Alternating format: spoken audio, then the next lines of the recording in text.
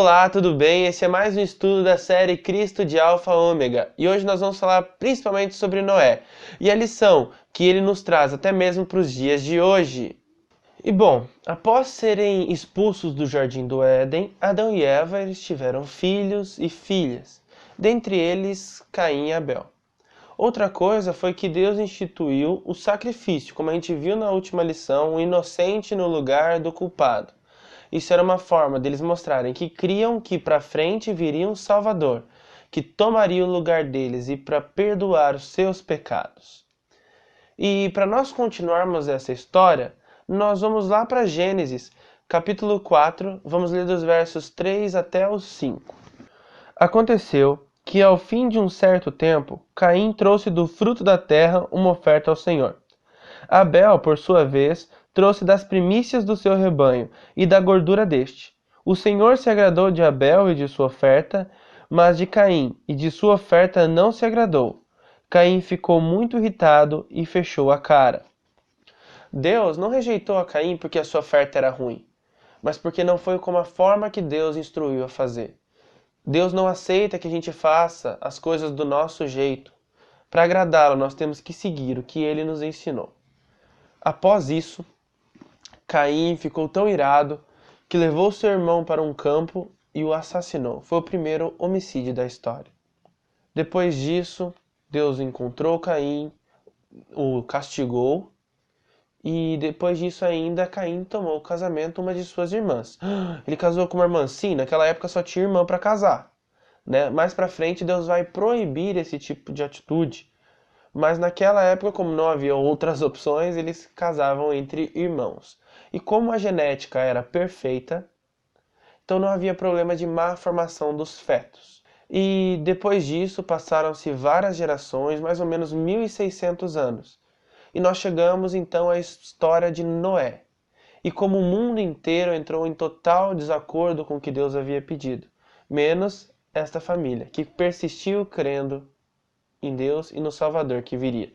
E nós vamos ler agora Gênesis 6, versículos 7 e 8, que diz assim: O Senhor disse: Farei desaparecer da face da terra o ser humano que criei.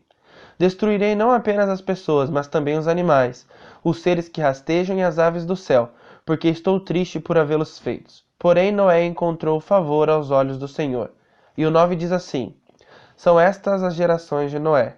Noé era homem justo e íntegro entre os seus contemporâneos. Noé andava com Deus. Deus viu que o povo se afastou, e a consequência para esse afastamento foi a destruição. Ali diz que Deus se arrependeu, e a palavra usada ali é metanoia, que quer dizer mudança de mente. Não é um arrependimento no sentido, ai meu Deus, o que eu fiz? Que é como a gente se arrepende hoje, né? Mas um arrependimento no sentido de mudar de ideia. Nossa, que pena que eles escolheram esse caminho. Mesmo eu tendo dado tudo para eles, eles escolheram não me servir. Que triste. O importante é sabermos que Deus, ele não é pego de surpresa. Aí você se pergunta, mas se ele sabia de tudo isso, por que ele criou o homem? Sim, Deus sabia que Adão e Eva iam pecar. Mesmo assim os criou. Deus sabia que em um dado momento chegaria a situação de que apenas uma família continuaria crendo nele. Mas mesmo assim, Deus criou. Mesmo sabendo de tudo isso e sabendo que depois de tudo isso muitas pessoas novamente o deixariam e o abandonariam de novo, Deus mesmo assim nos amou. A Bíblia nos diz que uma alma vale mais que o mundo inteiro. Isso é só mais uma prova de quanto Ele nos ama e quanto a sua graça é gigante. Noé foi fiel, apesar de tudo que estava à sua volta. Noé continuou servindo a Deus, crendo no Salvador que viria, mesmo que ninguém mais cria. Tem aquele ditado que diz assim, né? Não é porque todo mundo está fazendo que é certo, e nem porque ninguém está fazendo que é errado. Noé tinha essa consciência. E servir a Deus, permanecer fiel a Ele, é o certo, mesmo que ninguém mais esteja fazendo. E continuando essa história, nós vamos para Gênesis, capítulo 6 ainda, versos 13 e 14. Então Deus disse a Noé: Resolvi acabar com todos os seres humanos, porque a terra está cheia de violência por causa deles. Eis que os destruirei juntamente com a terra. Faça uma arca de tábuas de cipreste, nela você fará compartimento e as revestirá com betume, por dentro e por fora. Deus decide destruir e ordena que Noé construa uma arca, um único meio de salvação. E continuando, olha o verso 16, ainda do capítulo 6. Faça uma cobertura, deixando entre ela e a arca uma abertura de meio metro. Coloque uma porta lateral e faça 3 andares, um embaixo, um segundo e um terceiro. O engraçado é que tinha todo esse espaço, todos esses andares, mas só havia uma porta. Um único meio de entrar. Um único lugar onde havia salvação. Noé pregou por todos os anos, e foram muitos, enquanto construía a arca. Mas ninguém quis crer, ninguém quis acreditar. Até que chegou a hora em que Deus mandou que ele entrasse dentro da arca com sua família. E também um casal de cada animal e 7 casais de cada animal dos chamados limpos, os que eram usados para sacrifício. E Deus fechou a porta. O único caminho, uma única forma, e Deus fechou a porta. Agora não havia mais tempo para os que ficaram fora. Então começa a chover. Vamos agora para Gênesis 7, versículo 11. No ano 600 da vida de Noé, aos 17 dias do 2º mês, nesse dia romperam-se todas as fontes do grande abismo e as comportas do céu se abriram. Então jorrou a água das profundezas e desceu a água do céu. Naquela época, uma coisa muito importante é que não havia chuva. Diz que uma brisa irrigava a terra. Nunca havia chovido. Quando abriu-se as comportas do céu, que eles falam, é aquela água que ficava em volta da camada de ozônio, aquela camada de água que a gente já estudou.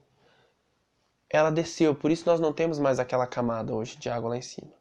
E não bastasse isso, as águas das profundezas provavelmente foi o que causou a Pangeia, a separação dos continentes. Com a movimentação das placas tectônicas, muitos tsunamis devem ter ocorrido. E diz que choveu por 40 dias, mas que a água ocupou toda a superfície da terra por 150 dias. E Gênesis 8,4 diz assim: No dia 17 do 7º mês, a arca repousou sobre as montanhas de Ararat. E depois disso, alguns dias depois, eles saíram da arca, as águas baixaram, e Noé fez um altar ao Senhor e ofereceu um sacrifício. E a gente pode ler ali em Gênesis 8, 20 e 21. Noé levantou um altar ao Senhor e, tomando de animais puros e de aves puras, ofereceu holocaustos sobre o altar. E o Senhor aspirou o aroma agradável e disse consigo mesmo: Nunca mais vou amaldiçoar a terra por causa das pessoas, porque é mau o desígnio íntimo do ser humano desde a sua mocidade. Também nunca mais vou destruir todos os seres vivos como fiz desta vez. Então, Deus coloca o arco-íris, que deveria se chamar arco de Deus, é um símbolo da aliança dele com o homem, que não haveria mais a destruição por este meio, daquela mesma forma de todos os seres vivos da terra. Bom, essa é a história de um homem que, apesar de viver no mundo todo caído, apesar de estar rodeado por pessoas que desagradavam a Deus a todo tempo, ele foi fiel. Então não importa qual ambiente você esteja inserido, não é justificativa para a gente não permanecer servindo a Deus. Muito obrigado por ouvir esta aula até o final. Aqui na descrição do vídeo tem algum material de apoio, tem uma palestra do Adalto Lourenço, que é fantástica, sobre o dilúvio e a parte científica do dilúvio. Tá bom? Não esqueça de olhar, não esqueça de ir nas nossas redes sociais, Instagram, Facebook e aqui no YouTube, @Como Ele Andou.